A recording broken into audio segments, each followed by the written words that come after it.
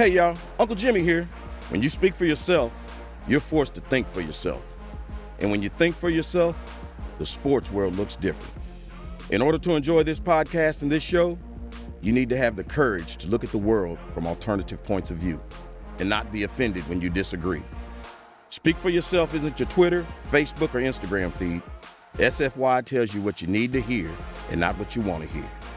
So, welcome aboard, buckle up, and enjoy the ride. We start today with Antonio Brown. You think Antonio Brown is crazy? What about John Gruden and Mike Mayock? This Oakland Raiders Antonio Brown frostbitten feet helmet saga is dumb, dumber, and dumbest. Rank them however you want, but here's my order. Mayock, the Raiders general manager, is plain ordinary dumb. He epitomizes the Peter principle. He's been promoted to his level of incompetence. It happens to all of us. We're all just one job promotion away from being in over our heads. When this saga concludes, Mayock can return to being a solid football broadcaster. Brown, the Raiders' frostbitten, helmet-phobic receiver, is dumber. A sixth-round pick out of Central Michigan, Brown has made more money than he could have ever rightfully imagined. I don't blame him for being delusional. He wasn't prepared for wealth, fame, or emotional maturity.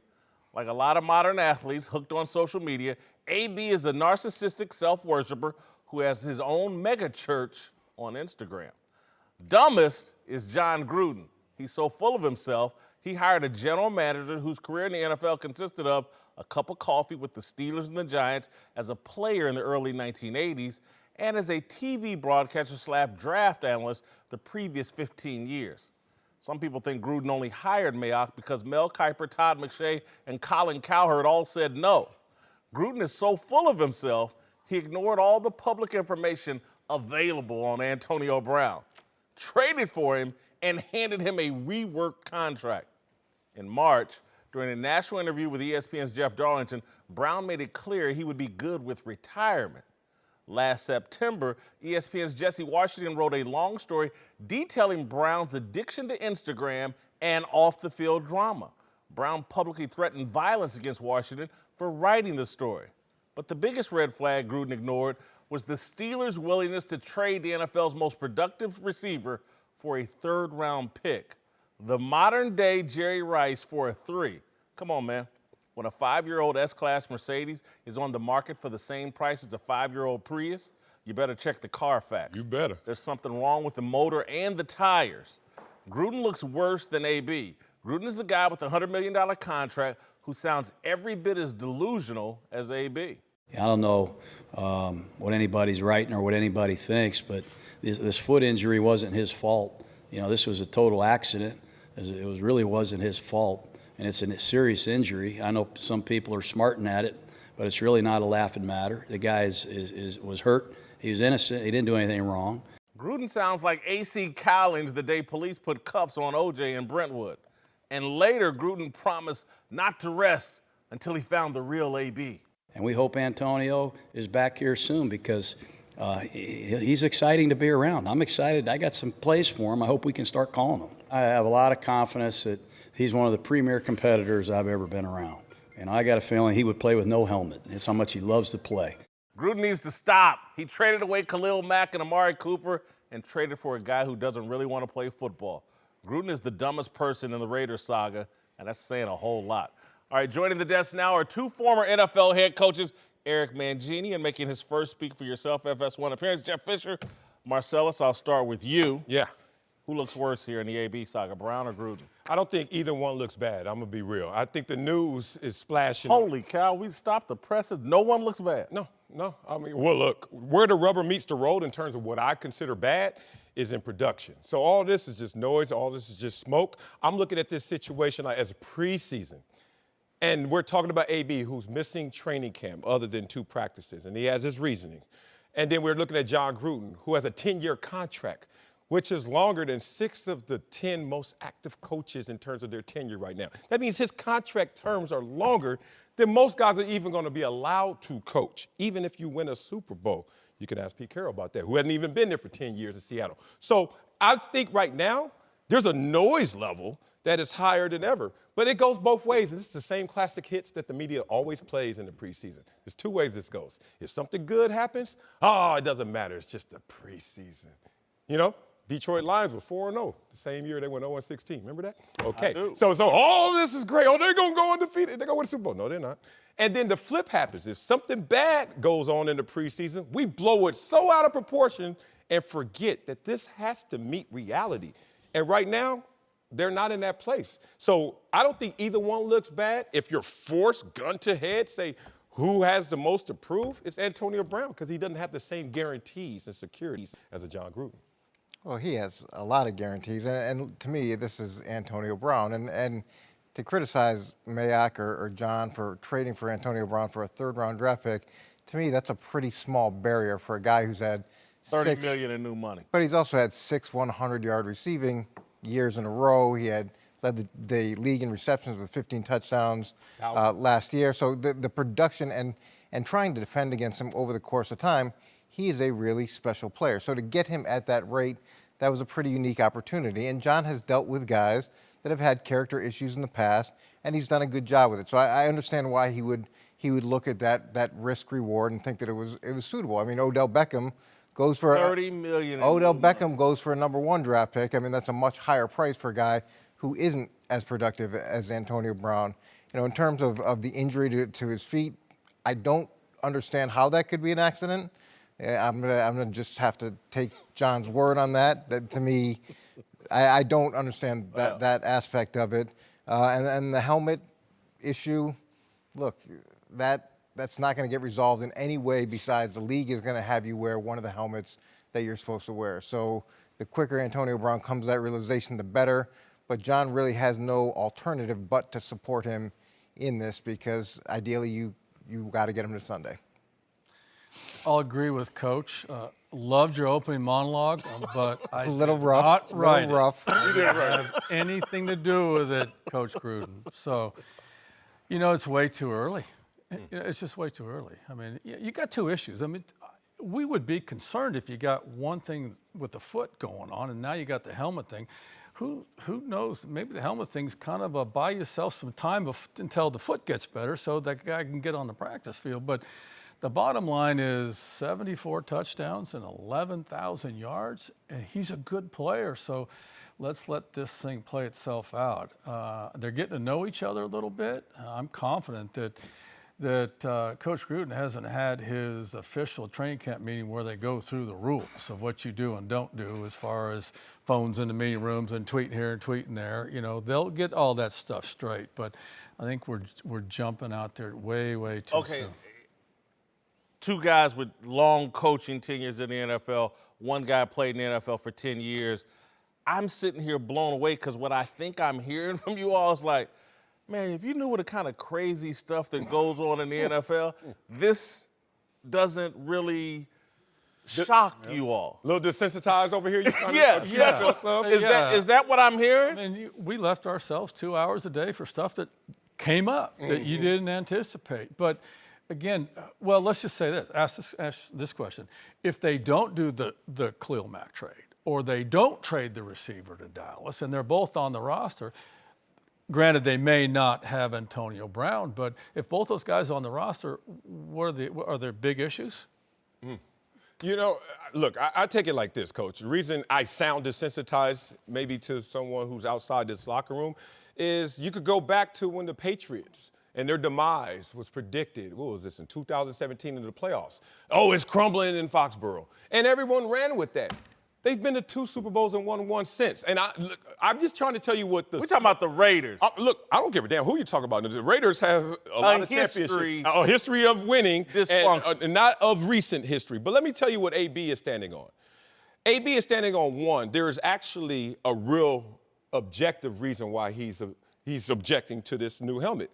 There's a vision bar that a lot of receivers complain about. You got to get used to it. AB will get used to it. I think AB will be in camp sooner than later. But the other part is the NFL. And AB is calling BS on the NFL, and I'm glad he is. Because the NFL has now come up with the new standard of testing which is recent because of the lawsuit settlement in 2016. There's a 5-year relationship between the union and NFL, blah, blah, blah, boring. But here's the thing. The NFL gave these players a transitional year.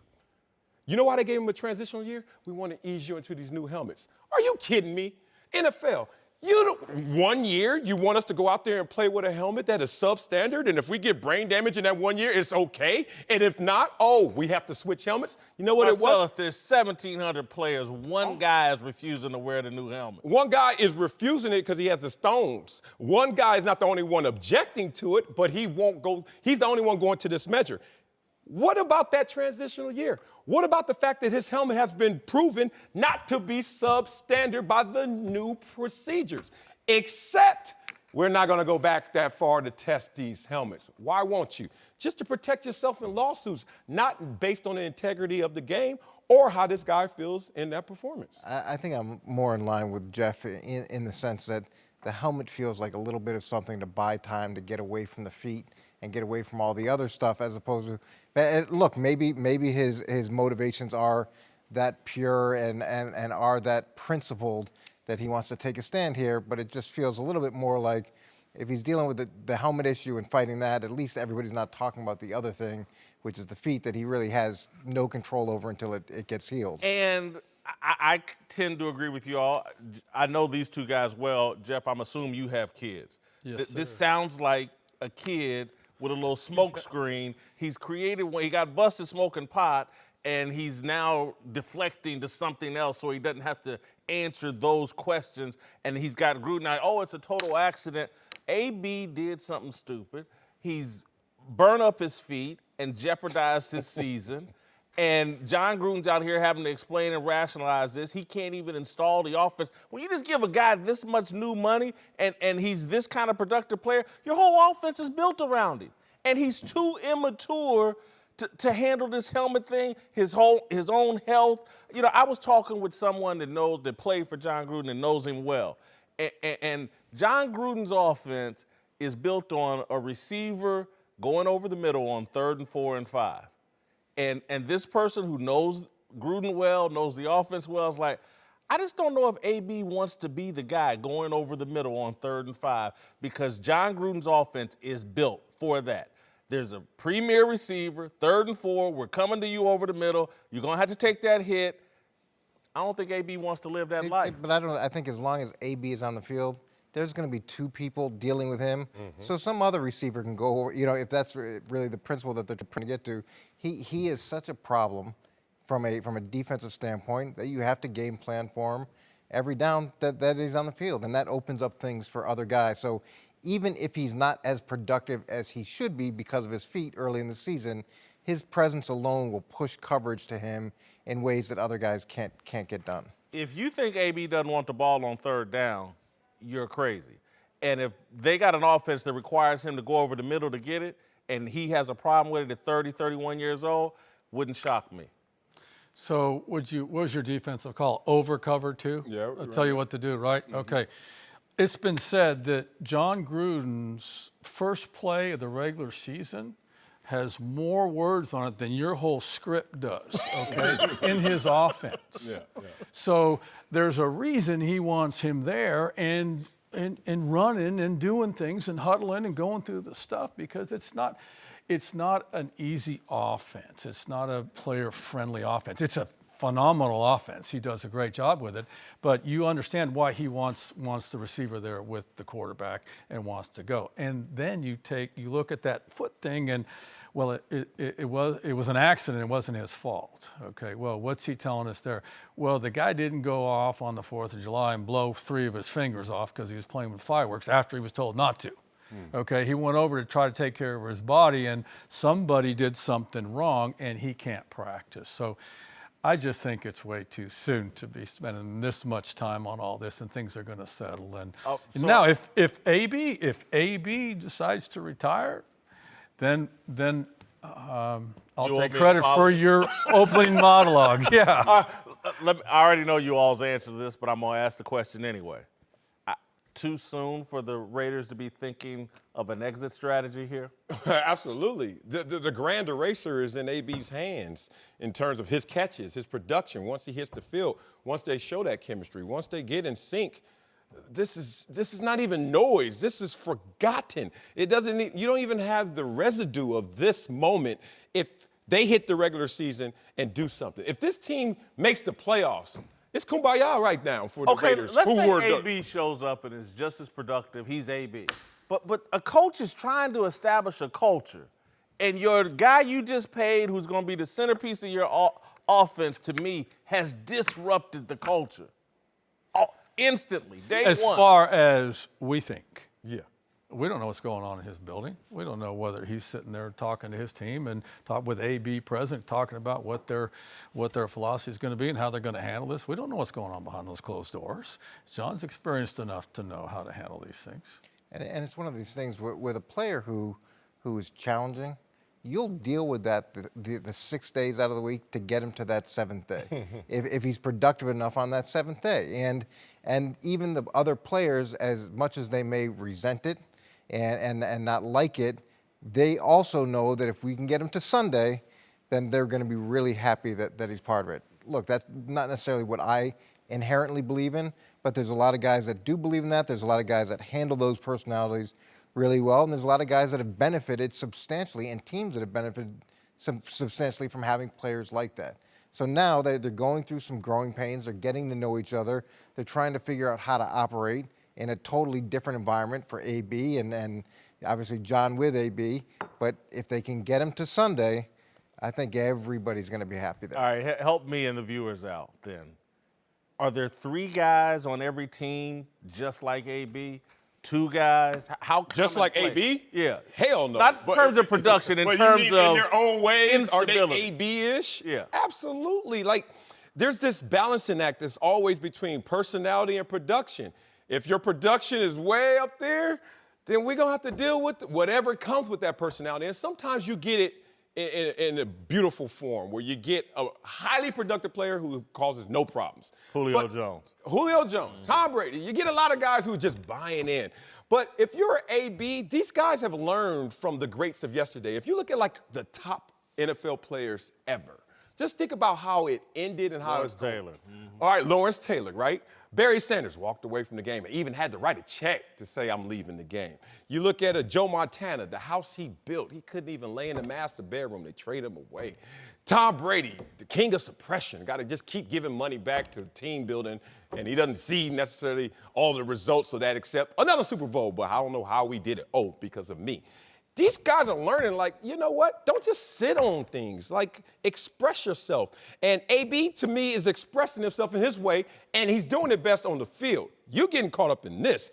This dude is Hall of Fame bound without doubt. Here's the other thing to look for. Have any of his teammates said anything, gone on the record regarding it? No, only Pittsburgh linemen do that. Okay. All right, but currently no Raider, none of the Raider teammates. They haven't even met him. Haven't spent much time. Well, let's Who's just AB? watch it and wait, see what happens. Is this commonplace? Did we miss this? Yeah, each locker room has personalities like this, maybe not as strong as AB, and each head coach has a different philosophy on how many guys they'll have like that. Usually try to set your locker room up where you've got enough strong, positive personalities so that if you bring in some guys that are challenging, they offset. And that the dynamic stays balanced. What you don't want to do is you go too far one way or the other where you've got all choir boys, that's a problem. And if you go the other way, that's a problem as well. So it's that balancing act for a coaching organization. Joined once again by Eric Mangini. Time now for a big story. Let's move to Arizona, where Kyler Murray made his much-anticipated debut this weekend and looked every bit the #1 pick, showing great accuracy and athleticism while completing 6 of 7 passes for 44 yards in his only drive of the game. But he wasn't the only rookie quarterback to impress. Much maligned Giants first-rounder Daniel Jones was pretty much perfect in his debut, going 5 for 5 for 67 yards and a touchdown. Both guys look good. One guy's 6'6", or 6'5", and can move. I think he's got more upside than the little guy. No disrespect to the little guy, but I always go that route. All right, who has more upside here between Murray and Jones? I say it's Jones, but not for that reason. I'm a fan of both of their skill set. I remember when Daniel Jones was getting booed, and I was sitting up here defending him in the midst of the boos, but also because of his skill set. This is a big guy that can move, big guy with an arm, big guy who can really go through the progressions as advertised, but didn't have a great college career and didn't have a lot to stand on, so people thought that they reached. Kyler Murray's going to do his thing. I mean, his ability with his arm, you saw the zip on that ball against the Chargers, on top of the fact that his running is just going to prolong the passing game in terms of opportunities and guys getting open and going outside of conventional passing routes and options. They're both going to be great. But what happens is, with the upside, if they both hit the ground running, Daniel Jones lands in a completely different place because where is he coming from? Whoa, such a surprise, such a shock from the boos to the cheers. And I think our reception will be different. Therefore, I'm saying Daniel Jones just because of the way that he was introduced to the league. It's so funny how one preseason drive changes the narrative on the guy's Drive.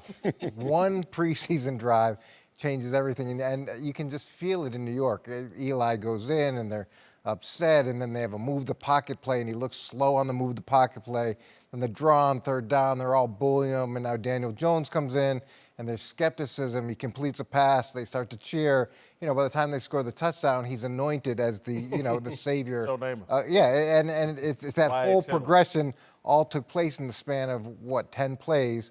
And that's great. And he has a ton of positive traits, and I think he fits this system really well. This West Coast system, which is based on spacing and timing and making the proper reads, it's a really good fit for him. His size is obviously what you look for. You know, with Kyler Murray, though, I really like something about him that you don't see from a lot of young quarterbacks who have the skill set that he has. He has great poise in the pocket for someone who is as good as he is escaping the pocket. There's so many guys that go to that tool quickly, too quickly, because it's the answer they've always gone to. Where I thought in college, and you saw even to some degree in that first drive, there's a patience, there's a poise in the pocket that you don't typically see, which to me gives him a great edge to develop that second pitch that we're always looking for from a lot of other guys. So I like that aspect the most, and I'm really glad he can escape in the pocket because they're going to struggle on the offensive line in Arizona early. The other reason, again, I have a height bias. I've been saying I was skeptical of Russell Wilson for a long time. I don't like quarterbacks under 6 feet tall. Having said that, the other reason why I think Jones is in a better spot, I'm not sold on Cliff Kingsbury. I don't see a guy that didn't work in college coming to the NFL and taking on the NFL with some new gimmick offense that he wants to bring in from college. I just don't see it working over the long haul. Might get off to a nice little hot start for a season, a half a season. Come year two, I think Cliff Kingsbury is going to get exposed, and I think that's going to hurt Kyler Murray. I mean, I can't put the guesswork to that. It's interesting, though, Big 12 players and now Big 12 coaches are making some hay in the NFL as the NFL becomes more of a passing league and more of a collegiate mindset of just getting the ball out there to all your options. So maybe this is the perfect timing. Yesteryear, obviously, it was probably too soon. You didn't have the full embrace of the NFL and its concepts. But now he might have hit at the right time. So with the right player, like he hits, and then the player he's always coveted is available. I think this may be a marriage in heaven. Yeah, and sometimes that's the most important thing is who you get married to and who, you know, was obviously an arranged marriage, but it looks like it's an arranged marriage that could work out well for both of them. And I bring this up, you know, or we've talked about this a bunch of times with Bill Belichick. He had one winning season as a head coach in 6 years before he had Tom Brady. You know, Nick Saban came back to pro football as a head coach, and it didn't work out because he didn't really have a quarterback. So if this system and this player and this coach, if they work together, which it looks like they have the potential to based on their shared vision of an offense, that gives them a real chance for some longevity. All right, Darnell, let's check in with Darnell, see what's popping in the social media lane. We missed anything? Yes, sir. So Giants fans online noticed that Eli wasn't too happy about Daniel Jones' opening touchdown drive. And Giants former kicker Lawrence Tynes had a good reason why, tweeting out, Giants brass/coaches should start Daniel Jones. If the Giants go 5-11, 6-10 with Eli starting, they'll get fired. They go 5-11 or 6-10 with Jones, they get another year. Thoughts? No matter what, 2020, Jones will be the starter. So, guys, do you expect Eli to start week 1? If Daniel Jones plays one more preseason game that looks anything like this, One more. hell no. One more preseason game that looks anything like the first one, Eli's done. You go with the rookie quarterback. Yeah, man, Eli is starting week 1. I don't give a damn what Daniel Jones does. He could set preseason records, and Eli could throw more interceptions than any quarterback in franchise history in the preseason. It doesn't matter. This is why. You need it to count. Not just matter, but count. It needs to affect the real win-loss column 1. And here's the seesaw again. We need to see Daniel Jones build up all his equity and hype and anticipation and imagination, as all backup quarterbacks do. They're so popular because of that.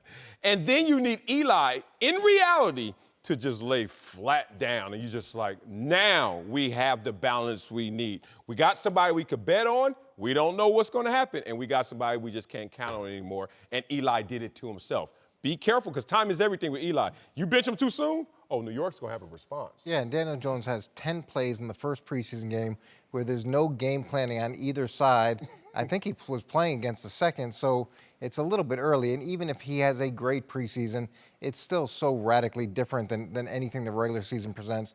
Eli's going to be the starter early. You know, it's more a question of at what point does he get pulled, as opposed to whether or not he starts the season or not. They got He's got to stats start. to prove you're better off playing your rookie quarterback early and often. They have stats to prove anything you want us to prove. And we can all pull stats out. I've missed you, Eric. Eric Mangini and Jeff Fisher are back. Let's return to Antonio Brown, whose young tenure with the Raiders has gone even more strangely than most people expected, as AB's already burned his feet in cryotherapy machine and threatened to retire because the league won't let him wear his old helmet, a controversy he appeared to address this weekend in a cryptic Instagram post, writing, quote, I love the game. I love the hustle. Youngin got dough. He can leave the league. But if I leave, well, the fans still gonna love me. Man, hashtag paid in full. Here go that voice again. Just trying to do my best, David. Look, Before we go there, how about those feet? Yeah, damn, man. Ouch. Yeah, man. I mean, Brutal. I can't put European a pair of guys- running therapy shoes is on different. with a blister. I got a narrative that social media has hijacked the brains of modern athletes and celebrities, and AB is just dealing with the repercussions of that. Am I wrong? You know, in my household, you're wrong. You know, in my mind, you're wrong. I'm not into blaming the medium. I'm into blaming the user's abuse of that medium.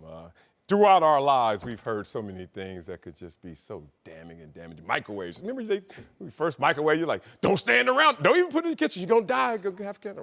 Okay, all right. It could go for everything. My 6-month-old right now has a fascination with the sun. Like, she loves looking at the sun. You know what, baby? That's not gonna work. You're not gonna win that one. You know, I don't blame what's established. I blame how you use what is established. I saw J.J. Watt raise $40 million in disaster relief off of social media. I've seen countless times where guys, NFL players, for charity. I'll go out for a charity event. Go to a high school. Go speak to the kids. 1 camera, if that, 2 cameras. Let those same guys get a little dust up with the law, or DUI, whatever. All of a sudden, here it is. Our attention is negative-based in this society, and we give a lot of substance and credence to these type of stories instead of the positive ones, but I'm not blaming social media. I think that social media gives the athletes a voice and gives them a chance to be seen and heard and presented in whatever way they want to be. But it's just like anything else, navigating through that in a responsible way, navigating through that in a positive way isn't the easiest thing in the world, and especially to do that and control your emotions, because you instantly have that voice and that ability to put that voice out there when maybe you should take a step back, take a breath, and think about what you want to say. So it's a great vehicle if used properly, but we're all getting used to how to use this. And as a parent of 3 young boys who are dealing with social media and trying to work it out, It's hard. It's hard to know what's right, what's wrong, how much to be involved, how much not to be involved. I think there are elements where it can be a really positive thing, and then you can get bullying. I don't know, and to Marcellus's point, we're all figuring this out. But if used properly, it can be an amazing asset. That's the key. It's how you use it. Those kind of comments have been around forever. That comment, well, maybe I've had enough. That's been said 15, 20 years ago in an article, in an interview, but there was a follow-up question. Do you mean that you just might consider retiring after this? There was always a follow-up question. Your phone doesn't ask you a follow-up question.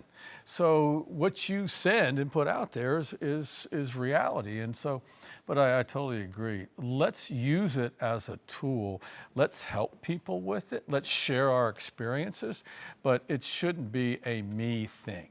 It should not be all about me or the user.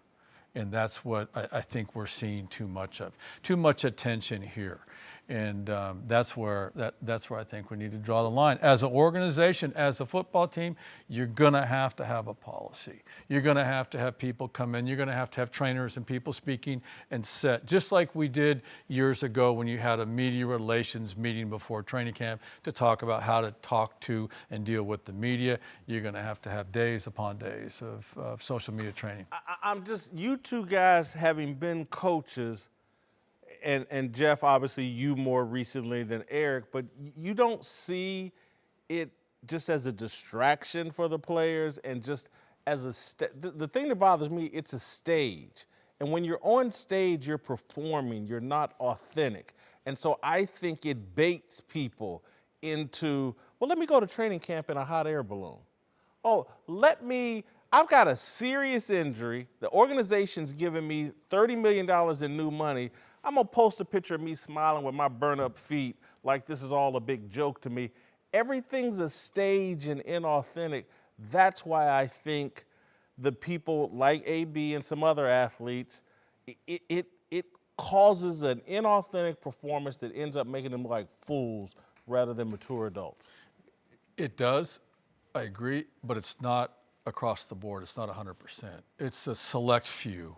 Okay, and it's the same select few that were making the off-the-record comments way back when. It's the same few. So, I think hopefully he'll learn from this. Someone's got to get a hold of him. If this is the end, you certainly don't want to go out that way.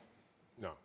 And with a lot of social media, what I try to explain to the boys is it's like a tattoo. Like, it's not going away. You put it out there, it's like it's the equivalent of a tattoo. You may try to explain it away. Your opinions will probably change about it over time, but it just doesn't go away. So you really got to think about what you're putting out there. But when you're 15, when you're 19, when you're 23, when you're 30, all those different periods in life, you change dramatically. But that tool is still there. And as parents or as coaches or as organizations, you try to help people make the right decision. But if used properly, no one can say, I was misquoted. Yeah. Right? You have the chance, if you feel that someone has said the wrong thing about you, you have the chance to go put your story out there in the first person, unedited, and not. Sometimes that's not a good thing, but I hear. No, sometimes it's not a good thing, but at least you have the right to do it. Here's what I think as parents and then as coaches. The other thing about social media, I just think it makes it harder to communicate with younger people. And so athletes have more power than they've ever had in their life. And they're harder to communicate with because I think a lot of the communication on social media is more important than the people that have actually invested in them and are trying to cultivate them and move them along. A coach, a general manager, ownership, hell, a teammate. They're more worried about what people are saying over social media than their own parents, their wives, whatever. That's what I don't feel that. I think this is a part of the evolution where there was a day where the only source of information a lot of times these athletes got was through their coaches, through their program, through their organization, and everyone else could have their perception of them. And there was a day where the guy next door, the gal next door, you never knew what they thought about you. And usually you walked around in high esteem because you were the man on campus. You were the man. And then sports media coverage changed that. Journalists like yourself. And you're like, wait a minute, I did this, but they were perceiving it as this. And now we have player empowerment in terms of their voice with social media. It sounds like the resistance is really to where's the power balance. It used to be with organizations, coaches only. Players didn't have a voice. They just could play and then go home. No one knew. You never walked across and saw Magic Johnson just coming in your world. But now, if you want to know what Magic Johnson's doing, you just go to Magic Johnson. I just think that right now people are just a little upset at who really has the power. All right, Darnell, we missed anything? Yes, sir. So earlier today on First Things First, our guy Chris Carter made an interesting point on how Antonio Brown's affecting his Hall of Fame candidacy. Check this out. Being a member of the Hall of Fame, and I know it wasn't right, I watched the Hall of Fame keep T.O. out a couple years because of why? Stuff like this, Brian. And I know that A.B. is not thinking about that, but T.O. shed he shed light on the template, which they don't like. Do you think AB's antics will actually affect his Hall of Fame candidacy? Yeah, AB's got some work to do before he's on T.O.'s level, where T.O., by stats and production, was a Hall of Famer, got hurt by his antics. AB's right at the cusp of having that resume that demands Hall of Fame, but these antics, yeah, I think they undermine him because, again, I go back to, did you contribute to a winning environment? That, to me, should be the first question you ask about a Hall of Famer. Interesting. I think if he just continues, it's a mail-in, he's a Hall of Famer. He's already got a body of work that supports he should be a Hall of Famer. That said, this will affect it. The guy who's like me, who's like, he's a Hall of Famer, that guy may go to the fence. And the guy who's already on the fence, like you, he's on the cusp, they're going to hop over the fence on the negative side. Because the Hall of Fame, like you said, is into promoting off-the-field or team-building exercises. Anything that's a detriment to that, they hold you accountable for it. T.O. came up as an example, talking to David Baker before, president of the Hall of Fame committee.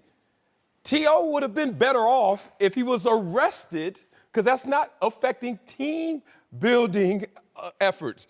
But T.O. did other things and blew up teams, and that actually was to his detriment. Yeah, he's on the T.O. trajectory. It's following the same pattern because T.O. was so talented, and T.O. was so difficult to deal with, just like Antonio Brown, but it just, these other things just kept adding up.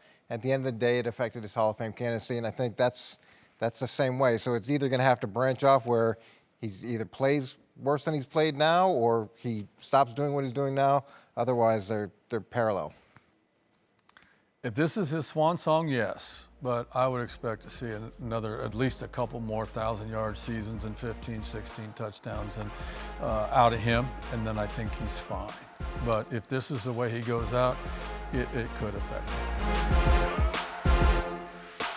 Joined now by Fox NBA analyst Jim Jackson.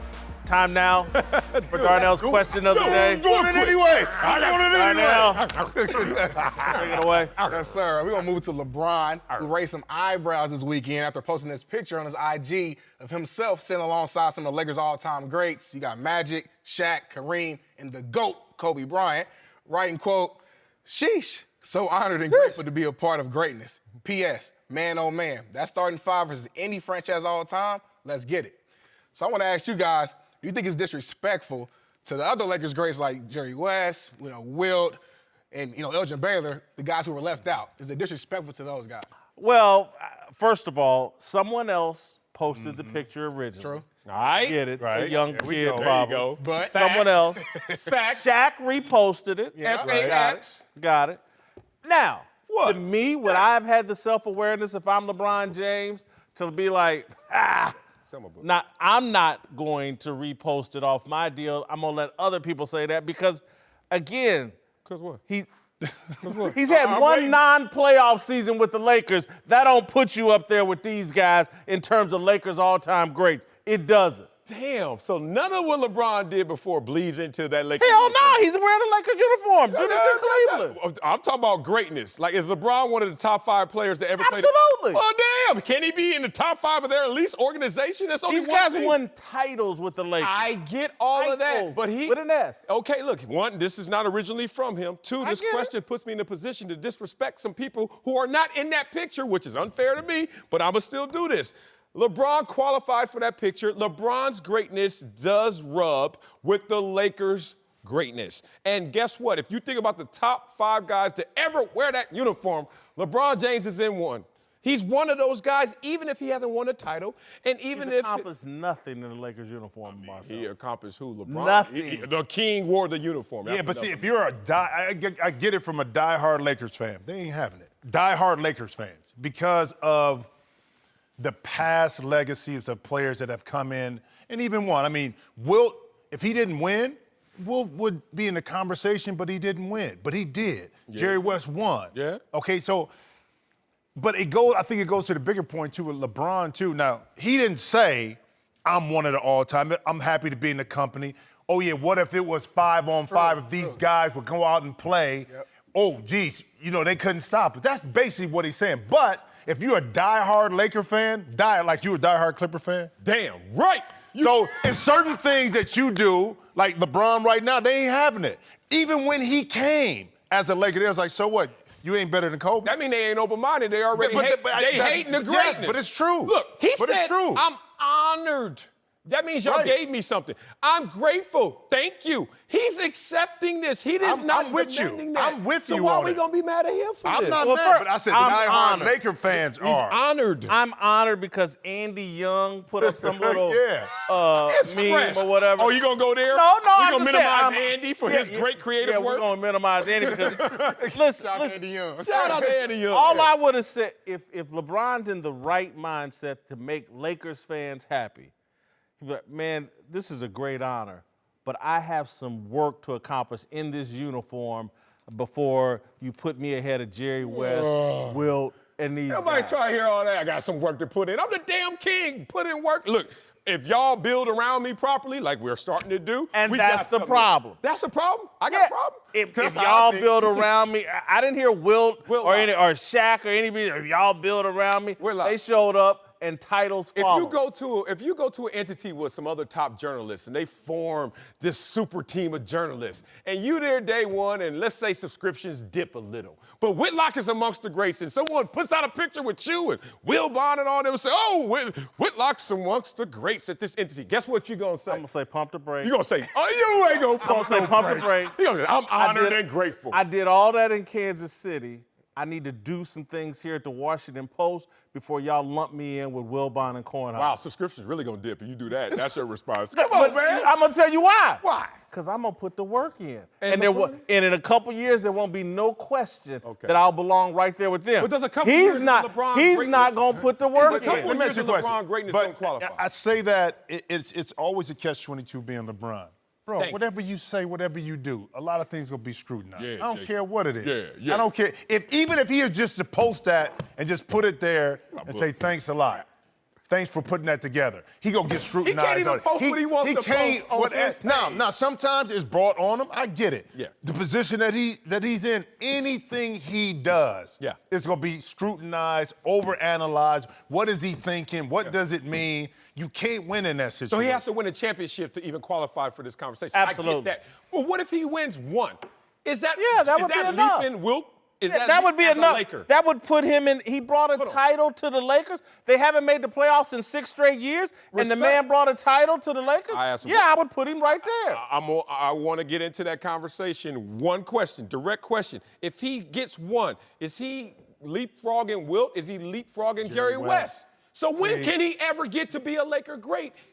In your eyes. Huh? I just said one. One He is came enough. here at 34. They haven't made the playoffs in 6 years. If he carries them to a title, hell yeah, he can stand right alongside any Well, of let me them. ask you this question. So, I don't think that's one title, let's say one title in say 4 years. Yeah. One title. compared to Jerry West's legacy? Say it. So does he leapfrog that? If he only gets one. I'm talking about the legacy and the lineage of Jerry West. Leapfrog it? No, but does he belong in the company of all the other Laker greats? Mine is specific. I'm asking you specifically. Yes. Does he leapfrog Jerry West? No. Why? Yeah. Why? Because his time period is shorter. No, I get it. You know why? But because you're bringing in the greatness of the past. Well, I'm talking about as a Laker, though. You don't forget the past. But understand this. I'm talking about this, though.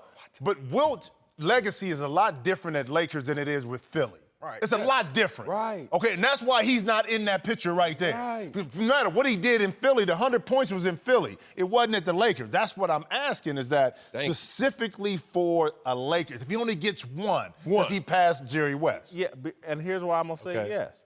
He's dealing with the Genie Bust, Jim Bust Lakers.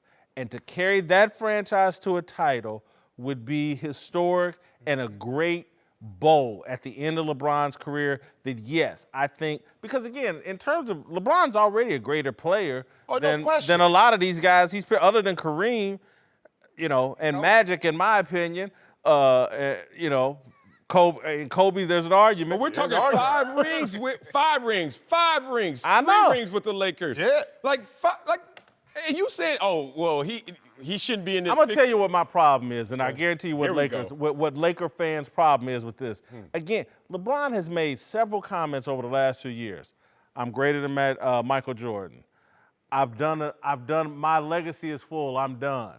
He's still in that mindset of like, it's over for me. Put me with the retired all-time greats. I'm right there. It's over.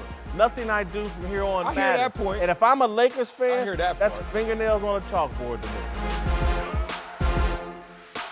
Whitlock and Wiley, Eric Mangini is back with us. Let's move to Tom Brady, who sparked a number of rumors last week as a report broke that his $40 million Boston home had just hit the market. The news had people speculating that Brady was readying for retirement or even planning to find a new team next season. But the quarterback says it's all much ado about nothing. I certainly hope not. You shouldn't read into anything. I mean, I think it's, it takes a long time to sell a house. I don't know if you guys, my house is a little bit of expensive one, so it doesn't quite, fly off the shelf in a couple of weeks. There's no point in worrying about things like that because there's so many what ifs and hypotheticals and this and that and this and that. If you spend all your time and energy on those things, you miss track of what's really most important, which is what's happening right now. And, this is where I want to be. This is the team that I want to be a part of and leading. And I'm really excited about doing that. And there's really not much more to read into it than that. Tom insisted several times that he still hopes to play until age 45 in that same interview. However, I hear all of this as this is Tom Brady's final season, and he's prepared for that. He hopes to play until he's 45, but I think he's preparing for this to be his last season. I didn't hear that. I heard a lot of my coaches who used to always say, don't get bored with success. And that doesn't land properly when you're an active player all the time. You hear like, what do you mean don't get bored with success? And that was a way that they really wanted us to just focus in on the process, on the fundamentals, and the things that you are supposed to do the right way, which at times get tedious and at times, let's be real, get boring. You want to get creative. You want to get flex. You want to get funky with it. You want to get outside the playbook and do your own thing. He's like, don't get bored with success. And Tom Brady just gave us an enlightenment to his genius in his process. He's so meticulous. And it's boring. So what we do is we speculate. Confirmation bias. If you think it's over for Brady, you put the house on the market. We see it. And if you don't think it's over for him, you're like, no franchise tag. He's going to go somewhere else. It's whatever you want to do with it. But this dude just took us deep into a place that has really contributed to all his success. And what I heard from it is a guy who's saying one day at a time, one play at a time, 1 year at a time, and then at that time, I'll tell you what's next. It's not for everybody, but it's for Brady. Yeah, Marcellus has nailed it. And one of the greatest gifts that Bill Belichick has is the ability to get a group and to get individuals to focus on the task at hand at the moment. And he'd always say, look, you can't worry about the past because there's nothing you can do about it. You can't change it. He said, you can't worry about the future. You're not Nostradamus. You don't know what's going to happen. So the only thing that you can control is this moment right now. And Tom's been with Bill for a long, long time, and he's heard that message over and over again, and he truly believes in that, and that's how he lives. Him putting his house on the market, it's an expensive house. There aren't that many buyers. You need to get on the market because it's not going to sell right away if you're eventually going to move. And I don't think there's anything deeper to that than what he talked about in the Men's Health article, where his wife grew up in a very untraditional way. It wasn't, you go to this school and you live in this town, and then you go to a high school, and then you go to college. She lived all over the world. So there may be some fusion of lifestyles here in terms of what they are going to do in the future with their family and their approach. All right, Eric, you've been a head coach. Take us organizationally, though. Help me understand why they agreed to a contract that lets him walk after this season. No franchise tag, no transition tag. Why that? Why shouldn't I read something into that? Because they're at the point right now where every year is a one-year deal. and it doesn't mean that they're looking to get rid of him, and it doesn't mean that he's looking to leave. But the best way for them to operate is for them to each have the ability to make that decision at the end of the year. And it works well from a salary cap perspective. It works well from a leverage perspective for Tom Brady. So each year they can go into a new set of negotiations based off of where the previous year was and work off those one-year contracts and set it up any way that they want to set it up to help the salary cap out. To me, it shows incredible self-awareness as a great player, maybe the GOAT of all time, and an organization. They're being real. Who doesn't want to sit across from someone at the negotiation table, and while you're talking, they have that self-awareness? Look, I am 42. I get it. I'm not going to try and take advantage of you and say, sign me for 3 more years. Who knows where that cliff is, and I'm going to fall off it or not. And at the flip side, they're saying, look, Tom, we appreciate your services, but there's a part of this organization that has to prepare for post-Tom Brady.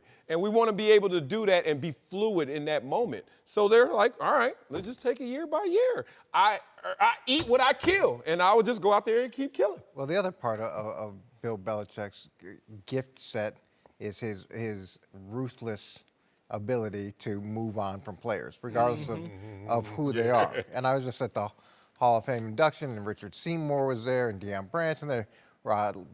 Who else was there? Rodney Harrison was there. Ty Law. Lawyer Malloy was there. Ty Law. All those guys were there. All great Patriots. All built the Patriot way, and all moved on from when it became the best interest of the team. And that may sound like it's way too harsh, but that's what's allowed them to compete year in and year out.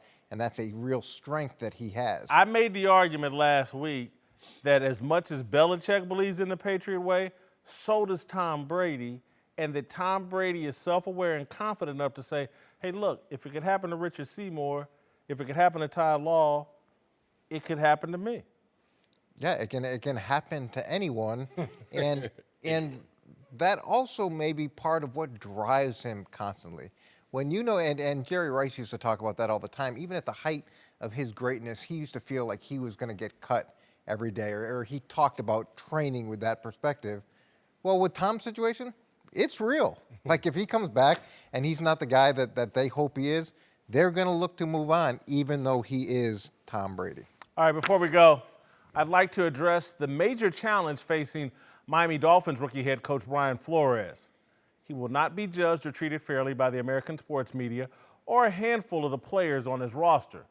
Liberals in the media and a select few black players on the Dolphins roster will penalize Flores with a black tax.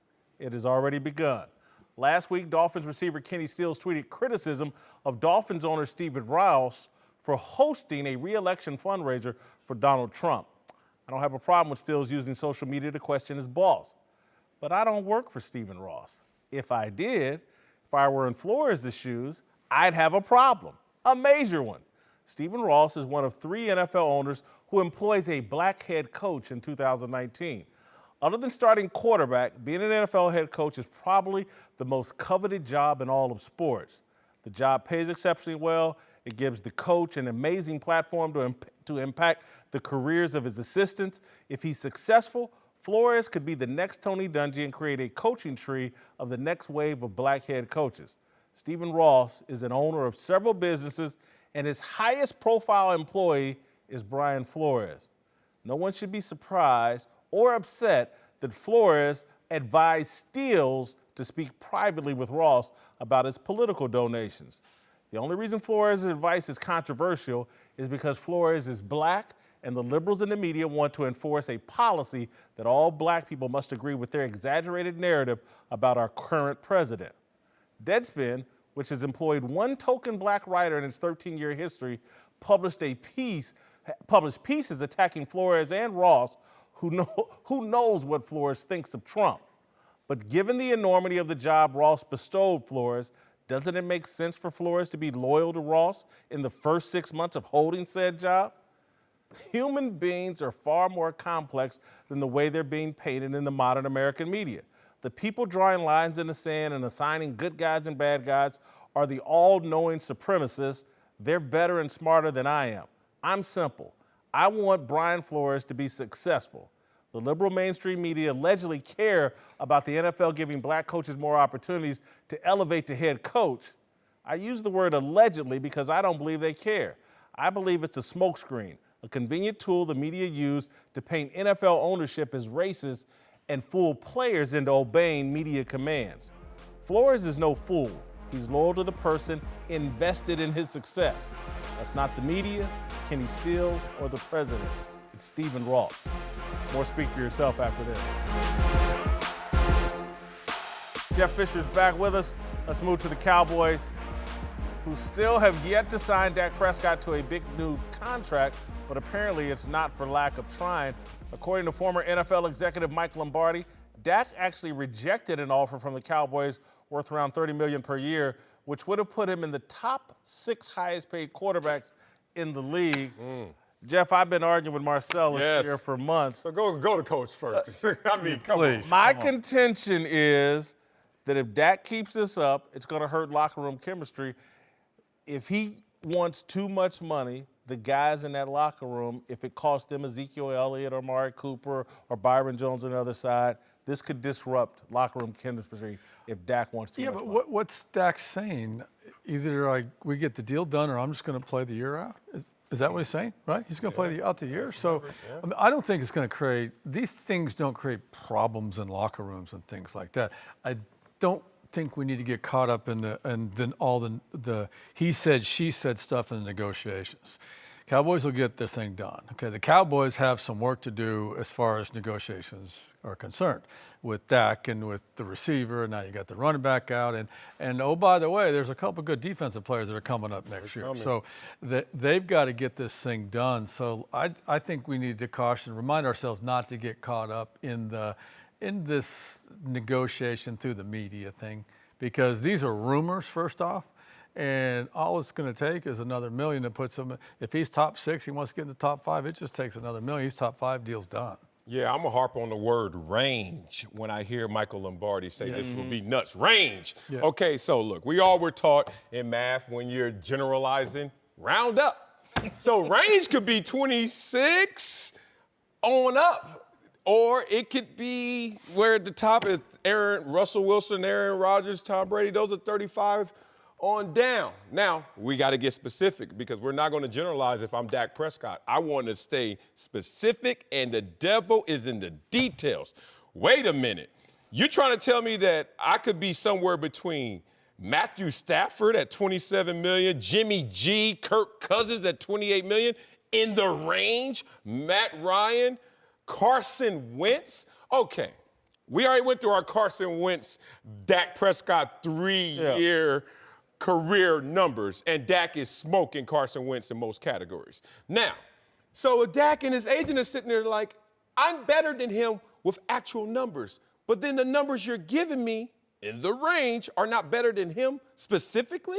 I got a problem with that. I'm going to sit at this table until you talk specifically about how I am better in contract than the Carson Wentz at $32 million. This range could be too wide for Dak Prescott. And Jeff, now he's gotten to where I think there's a potential problem. This is what I believe. It's tough for you to say it. But if Dak Prescott walks into that Cowboys locker room, making $32 million a year, there are going to be some guys in that locker room like, are you kidding me? And now I can't pay X, Y, and Z, Byron Jones, these guys? Well, that's the issue, if they can't go ahead and get these other things done. But that's the business. That's the business every year in every building.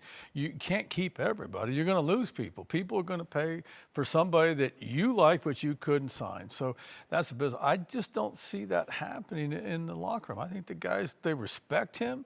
He's a cowboy. I think people see him as a cowboy for life. Yeah. I think his teammates go, yeah, pay the dude, and let's go win some games. Yeah, and he's won a lot of games.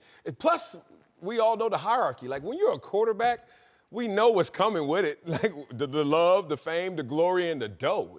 I don't think... Who else would give Dak $30 million? On the free agent market? On the free agent market. Who would give Dak $30 million? Some flameouts must occur with some franchise quarterbacks, but look, we saw a situation where a Case Keenum was thought of very highly. In 1 year, gone. He can get 30. And it wasn't the salary cap that is going to now go up $20 million since Case Keenum was signed. So it's the inflation of the position, inflation of the game. I don't think I would have a problem. He's a short Blake Bortles. No one. He's better Blake Bortles. I'm sorry for that. Uncle Jimmy's here to help us talk about Antonio Brown. We're all aware. Uncle Jimmy, you got any? Who's your big dummy of the day? Big dummy of the day, I'm sorry, nephew, but it's going to go to you for your embrace, for your statement that you got a problem with people being short. Hey, you got a problem with short people? Maybe that's why you're still single. I don't know. You got a problem. All right. Here's a highlight from our discussion earlier about Antonio Brown. Brown, the Raiders' frostbitten, helmet-phobic receiver, is dumber. A 6th-round pick out of Central Michigan, Brown has made more money than he could have ever rightfully imagined. I don't blame him for being delusional. Who has the most to prove? It's Antonio Brown, because he doesn't have the same guarantees and security as a John Gruden. All right, Uncle Jimmy, what's your take on AB and his feet problem in Oakland? Dr. Jimmy? First of all, I'd like to say that I've been sent here completely unsolicited to give my totally biased medical opinion.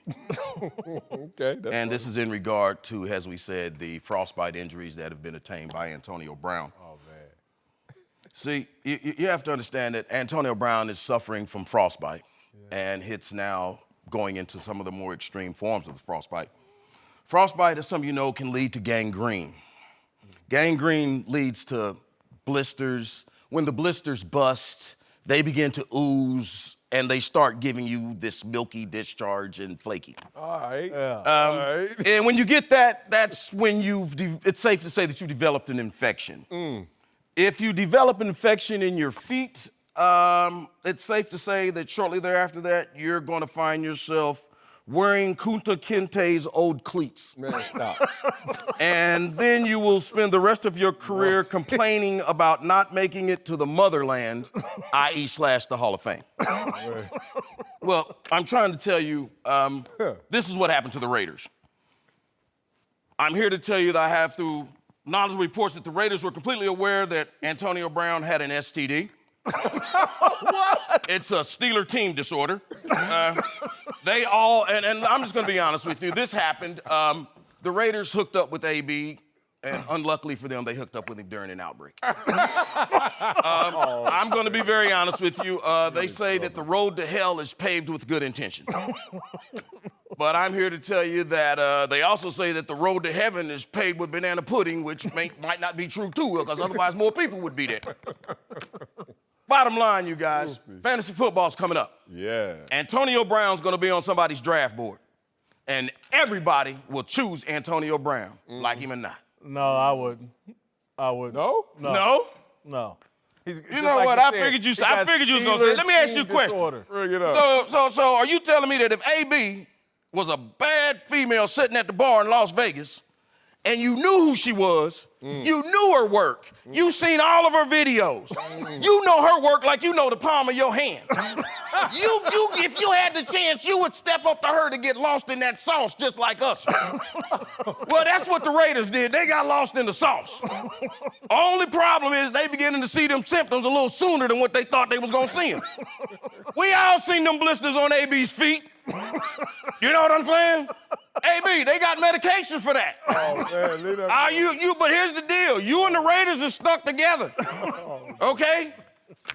Let me let y'all in there a little secret. What? Quickly. That's why they kicked his ass out of Pittsburgh. What? He infected the whole locker room.